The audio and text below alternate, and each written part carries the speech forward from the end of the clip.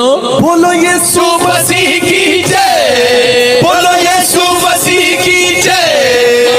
पवित्र आत्मा जी, मैं प्रार्थना करता हूं परमेश्वर, जिन लोगों ने गवाहियां दी इनकी गवाहियां बने, और सच में परमेश्वर जो लोग ऑनलाइन चर्च बीज बो रहे हैं परमेश्वर, जो ऑनलाइन चर्च सच में प्रोफेसी को रिसीव कर रहे हैं, मैं पवित्र आत्मा जी प्रार्थना करता हूं जो लोग चर्च में बैठे हैं इस समय परमेश्वर, एक नया अभिषेक लेकर जाएं यहाँ से यीशु मसीह के नाम में। मेरे प्रभु जब ये जाएं इनके बंधन टूट जाएं यीशु मसीह के नाम में, हर एक रास्ते खुले और आजाद हो यीशु मसीह के नाम में। पवित्र आत्मा जी प्रार्थना करता हूं परमेश्वर, इनकी आशीषें खुलती चली जाएं यीशु मसीह के नाम में, हर एक आशीष खुले, और मैं इनके बैंक बैलेंस में इसी समय मिरेकल मनी को करता हूं यीशु मसीह के नाम में।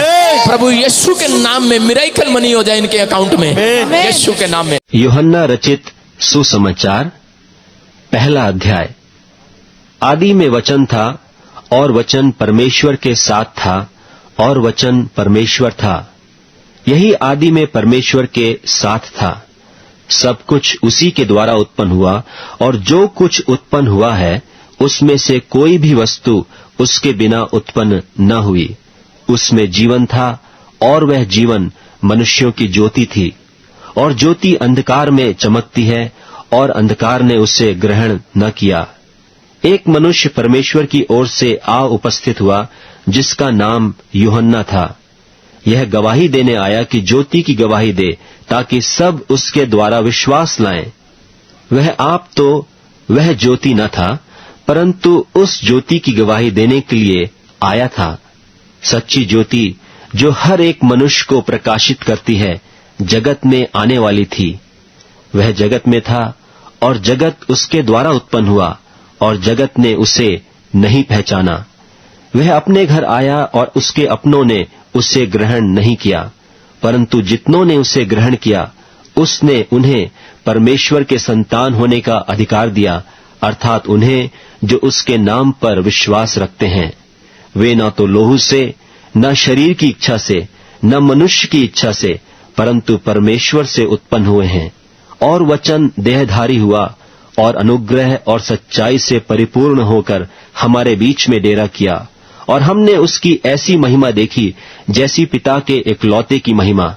यूहन्ना ने उसके विषय में गवाही दी, और पुकार कर कहा कि यह वही है जिसका मैंने वर्णन किया, कि जो मेरे बाद आ रहा है वह मुझसे बढ़कर है, क्योंकि वह मुझसे पहले था।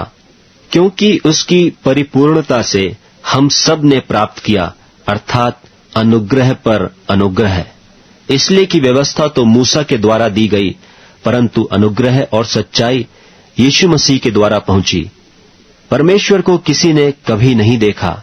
इकलौता पुत्र जो पिता की गोद में है, उसी ने उसे प्रकट किया। यूहन्ना की गवाही यह है कि जब यहूदियों ने यरूशलेम से याजकों और लेवियों को उससे यह पूछने के लिए भेजा कि तू कौन है, तो उसने यह मान लिया और इनकार नहीं किया, परंतु मान लिया कि मैं मसीह नहीं हूं। तब उन्होंने उससे पूछा, तो फिर कौन है? क्या तू एलिया है? उसने कहा, मैं नहीं हूं। तो क्या तू वह भविष्यद्वक्ता है? उसने उत्तर दिया कि नहीं। तब उन्होंने उससे पूछा, फिर तू है कौन, ताकि हम अपने भेजने वालों को उत्तर दें। तू अपने विषय में क्या कहता है? उसने कहा, मैं जैसा यशाया भविष्यद्वक्ता ने कहा है, जंगल में एक पुकारने वाले का शब्द हूं कि तुम प्रभु का मार्ग सीधा करो। ये फरीसियों की ओर से भेजे गए थे। उन्होंने उससे यह प्रश्न पूछा कि यदि तू न मसीह है और न एलिया और न वह भविष्यद्वक्ता है, तो फिर बपतिस्मा क्यों देता है? यूहन्ना ने उनको उत्तर दिया कि मैं तो जल से बपतिस्मा देता हूं, परंतु तुम्हारे बीच में एक व्यक्ति खड़ा है जिसे तुम नहीं जानते, अर्थात मेरे बाद आने वाला है, जिसकी जूती का बंध मैं खोलने के योग्य नहीं। ये बातें यरदन के पार बैतनिय्याह में हुई, जहां यूहन्ना बपतिस्मा देता था। दूसरे दिन उसने यीशु को अपनी ओर आते देखकर कहा, देखो, यह परमेश्वर का मेमना है जो जगत का पाप उठा ले जाता है।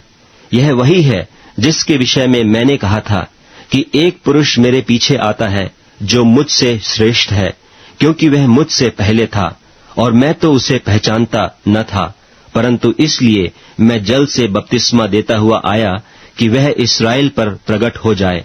और यूहन्ना ने यह गवाही दी कि मैंने आत्मा को कबूतर की नाई आकाश से उतरते देखा है और वह उस पर ठहर गया, और मैं तो उसे पहचानता नहीं था, परंतु जिसने मुझे जल से बपतिस्मा देने को भेजा उसी ने मुझसे कहा कि जिस पर तू आत्मा को उतरते और ठहरते देखे वही पवित्र आत्मा से बपतिस्मा देने वाला है, और मैंने देखा और गवाही दी है कि यही परमेश्वर का पुत्र है।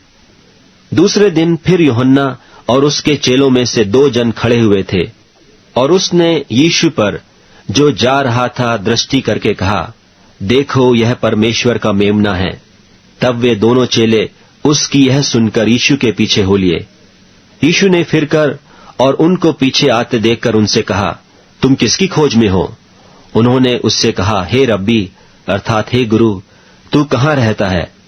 उसने उनसे कहा, चलो तो देख लोगे। तब उन्होंने आकर उसके रहने का स्थान देखा और उस दिन उसी के साथ रहे, और यह 10वें घंटे के लगभग था। उन दोनों में से जो यूहन्ना की बात सुनकर यीशु के पीछे हो लिए थे, एक तो शमौन पतरस का भाई अंद्रियास था। उसने पहले अपने सगे भाई शमौन से मिलकर उससे कहा कि हमको ख्रिस्तस अर्थात मसीह मिल गया। वह उसे यीशु के पास लाया।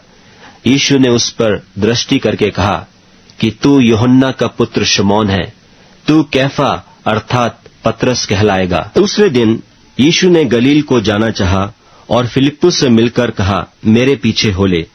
फिलिप्पुस तो अंद्रियास और पतरस के नगर बेतसैदा का निवासी था। फिलिप्पुस ने नतनीएल से मिलकर उससे कहा कि जिसका वर्णन मूसा ने व्यवस्था में और भविष्यद्वक्ताओं ने किया है वह हमको मिल गया, वह यूसुफ का पुत्र यीशु नासरी है। नतनीएल ने उससे कहा, क्या कोई अच्छी वस्तु भी नासरत से निकल सकती है? फिलिप्पुस ने उससे कहा, चलकर देख ले। यीशु ने नतनीएल को अपनी ओर आते देखकर उसके विषय में कहा, देखो यह सचमुच इस्राएली है, इसमें कपट नहीं। नतनीएल ने उससे कहा, तू मुझे कहां से जानता है? यीशु ने उसको उत्तर दिया, इससे पहले कि फिलिप्पुस ने तुझे बुलाया, जब तू अंजीर के पेड़ के तले था तब मैंने तुझे देखा था।